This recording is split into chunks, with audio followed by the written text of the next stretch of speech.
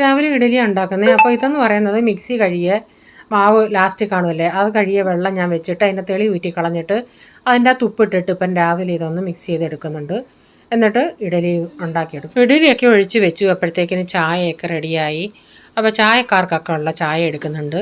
പിള്ളേർക്കുള്ള പാലവിടെ മാറ്റി വെച്ചിട്ടുണ്ട്. ഇപ്പോൾ അവർക്കുള്ള പാലൂടെ എടുത്ത് കൊടുക്കുന്നുണ്ട്. ഇപ്പം ഇഡലിയൊക്കെ റെഡി ആയിട്ടുണ്ട്. ഇഡലിയുടെ കൂടെ ഇന്നലെ ഉണ്ടാക്കിയ സാമ്പാറുണ്ട്. അപ്പോൾ അതെടുത്തൊന്ന് ചൂടാക്കി രാവിലെ ഇഡലിക്ക് സാമ്പാർ. ഇപ്പം ദോശ വേണ്ടിയവർക്ക് ദോശ ഉണ്ടാക്കി കൊടുക്കുന്നുണ്ട്.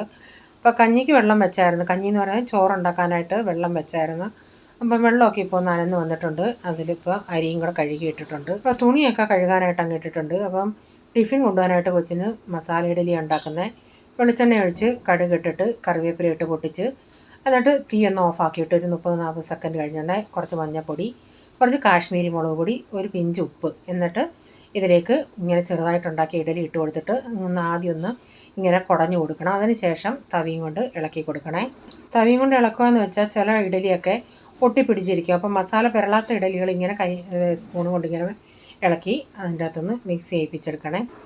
ഒരു മുട്ടക്കറി വെക്കുന്നുണ്ട്. ചട്ടി വെച്ച് വെളിച്ചെണ്ണ ഒഴിച്ചിട്ട് കടുക് ഇട്ട് പൊട്ടിച്ച് അതിലേക്ക് കറിവേപ്പില ഇട്ട് സവാളയും ടൊമാറ്റോയും ഒരു ഉരുളൻകിഴങ്ങ് ചെറുതായിട്ട് അരിഞ്ഞതോടിട്ട് ആവശ്യത്തിനുള്ള ഉപ്പും ഇച്ചിരി മഞ്ഞൾപ്പൊടി ഇട്ടിട്ട് അതൊന്ന് നന്നായി ഒന്ന് ഇളക്കിയിട്ട് കുറച്ച് നേരം ഒന്ന് അടച്ചു കൊടുക്കുന്നുണ്ട്. അപ്പോൾ അതിൻ്റെ അകത്തെ പൊട്ടറ്റോയിലേക്ക് വെള്ളമൊക്കെ ഇറങ്ങി അതൊന്ന് ആവി കയറി വെന്ത് വരും. അപ്പോൾ കുറച്ച് നേരം കഴിഞ്ഞുണ്ടെങ്കിൽ ഇതൊക്കെ ഒന്ന് വെന്തിട്ടുണ്ട്. ഇതിലേക്ക് ഇച്ചിരി മഞ്ഞൾപ്പൊടി, മല്ലിപ്പൊടി, മുളക് പൊടി, ഗരം മസാല ഇതെല്ലാം കൂടി ഇട്ടിട്ട് അതിൻ്റെ പച്ചമണം പോകുന്ന വരെ ഒന്ന് മൂപ്പിച്ചെടുക്കാം. ഞാൻ ഇച്ചിരി നേരം ഒന്ന് അടച്ചു കൊടുത്തിട്ടുണ്ട്. അപ്പോൾ ഇച്ചിരി നേരം കഴിഞ്ഞുണ്ടെങ്കിൽ അതിൻ്റെ മസാലയൊക്കെ മൂത്ത് ഇതിലേക്ക് ആവശ്യത്തിനുള്ള വെള്ളം കൂടെ ഒഴിച്ച് കൊടുത്തിട്ട് അതൊന്ന് തിളച്ച് വരട്ടെ.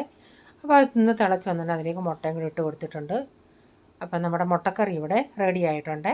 ഇതിലേക്ക് ഒരു പിഞ്ച് പഞ്ചസാരയും കൂടെ ചേർത്തിട്ടുണ്ട്. പിന്നെ ഞാൻ തൈരൊക്കെ ഉടച്ചെടുത്തായിരുന്നു. ഒരു മോരുകറിയും കൂടെ ഉണ്ടാക്കിയിട്ടുണ്ട്. അപ്പോൾ ഉച്ചയ്ക്ക് ചപ്പാത്തി കഴിക്കേണ്ടവർക്ക് ചപ്പാത്തി കൊടുത്ത് അപ്പം ചോറ് കഴിക്കാനായിട്ട് എനിക്ക് ഇച്ചിരി ഞാൻ 2-3 കുഞ്ഞു മത്തി മസാല പുരട്ടിയത് ഇരിപ്പുണ്ടായിരുന്നു. അതൊന്ന് വറുത്തെടുക്കുന്നുണ്ട്. അപ്പം ചപ്പാത്തി വേണ്ടവർ ചപ്പാത്തിയും മുട്ടക്കറിയും കൂടെ കൊടുത്തിട്ടുണ്ട് ഇപ്പം. അപ്പോൾ തോരൻ വെക്കുന്നത് കാബേജ് തോരന. ചീനച്ചട്ടി വെച്ച് വെളിച്ചെണ്ണ ഒഴിച്ച് കടുക് ഇട്ടതിന് ശേഷം കറിവേപ്പില ഇട്ട് പൊട്ടിച്ച് അതിലേക്ക് സവാള ഇട്ട് വഴറ്റിയതിന് ശേഷം പിന്നെ തേങ്ങ ഇട്ട് കൊടുത്ത് ഈ കാബേജിൻ്റെ അകത്തൊരു കുഞ്ഞ് കഷ്ണം ഇഞ്ചിയും കൂടെ കുത്തി അരിഞ്ഞിട്ടുണ്ട്. പിന്നെ കാബേജ് ഇട്ട് അതൊന്ന് നന്നായി ഹൈ ഫ്ലെയിമിൽ ഒന്ന് കുറച്ച് നേരം ഇളക്കി അതിൻ്റെ വെള്ളമൊക്കെ ഒന്ന് വലിഞ്ഞ് വന്നപ്പോൾ ഉപ്പ് കൂടെ ചേർത്ത് അപ്പോൾ നമ്മുടെ കാബേജൊക്കെ ഇപ്പോൾ ഇവിടെ റെഡിയായി.